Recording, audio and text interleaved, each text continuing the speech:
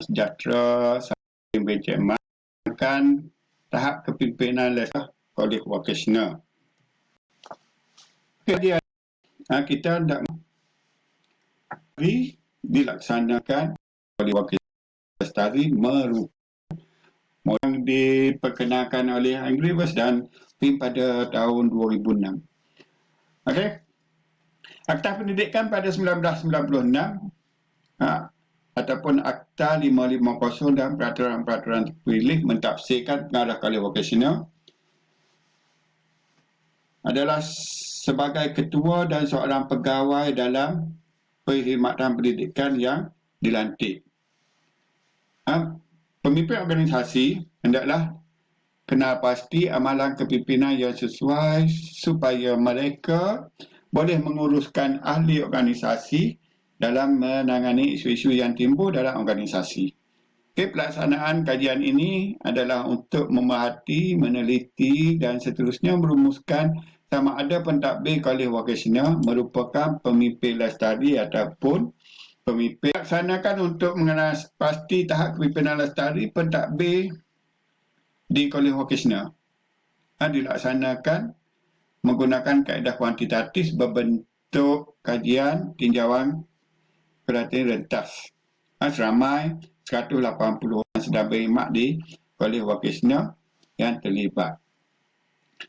Pembimbing organisasi hendaklah mengenal pasti amalan kepimpinan yang sesuai supaya mereka boleh menguruskan ahli organisasi dalam menangani isu-isu yang timbul dalam organisasi yang dipimpin. Terdapat 7 prinsip yang telah digariskan di dalam teori kepimpinan lestari yang boleh dipraktikkan oleh pentadbir kolej vocational ketika memimpin ataupun mentadbir. Menurut Syafiqah pada tahun 2018, 7 prinsip teori kepimpinan lestari yang boleh diamalkan di institusi pendidikan ialah sumber manusia dan material diutamakan. Mengagihkan kepimpinan melalui jawatan tertentu kepada orang bawahan. Matlamat jangka panjang diutamakan bagi memastikan kelestarian organisasi. Persekitaran kolej dipelbagaikan dan membina kapasiti persekitaran kolej yang dapat menyumbang kepada kemajuan sesebuah kolej. Memimpin dan mengutamakan pembelajaran di kolej. Kemajuan dan faedah dititik beratkan untuk semua pihak di kolej dan kepimpinan pelapis diwujudkan bagi menjamin kelestarian kolej di masa. Kita tengok kepada kaedah kita. Kaedah menggunakan kaedah kuantitatif deskriptif dengan menggunakan tinjauan di mana penyelidik menggunakan soal sidik kertas edaran dijalankan untuk mengumpulkan data daripada responden berdasarkan sampel rawat mudah. Dijalankan serentak 5 buah kolej vocational di Negeri Pahang yang melaksanakan program pembelajaran kemahiran soft skill dan web skill. Populasi pensyarah melibatkan ketua-ketua jabatan akademik dan vocational, ketua-ketua program, ketua-ketua bengkel, pensyarah vocational dan pensyarah akademik. Sampel kajian terdiri daripada 180 orang pensyarah lelaki dan perempuan yang bertugas di semua kolej vocational Negeri Pahang pada tahun 2019.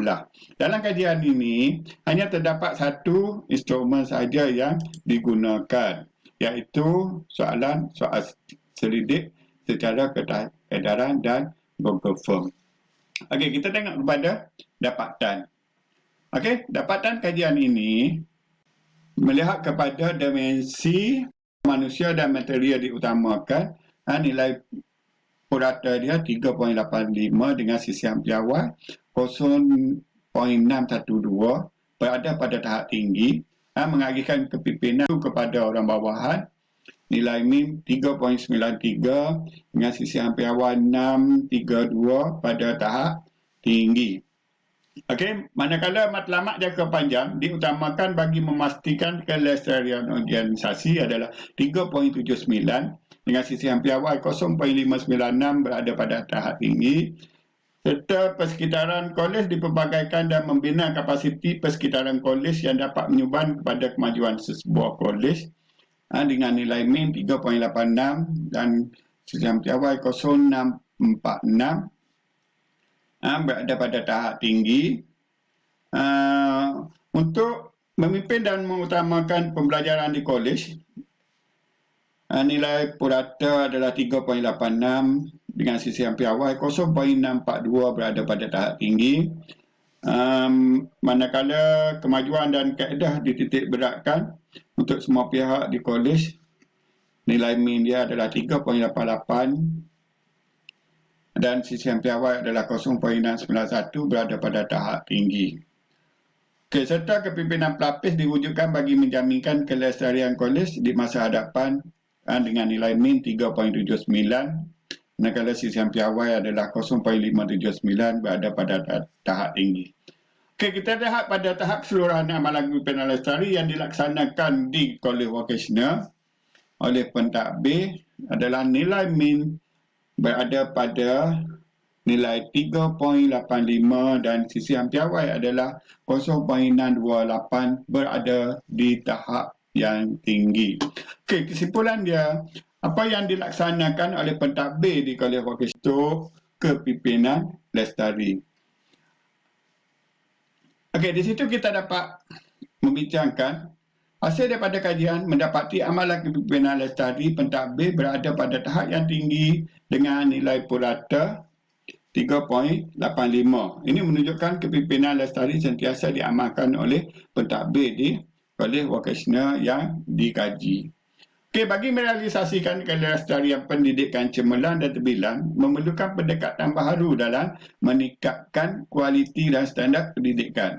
Oleh itu, pentadbir kolej vokasional hendaklah menggunakan pendekatan atau amalan kepimpinan lestari dengan lebih berkesan dalam pengurusan kolej. Di sini kita dapat melihat bahawa kepuasan bekerja pensyarah akan merealisasikan matlamat kemajuan kolej melalui perancangan, mengelola, memimpin dan mengawal organisasi serta teknologi dengan mengambil kira kekuatan, kelemahan, peluang dan rintangan dalam menghadapi transformasi pendidikan teknik dan vokasional.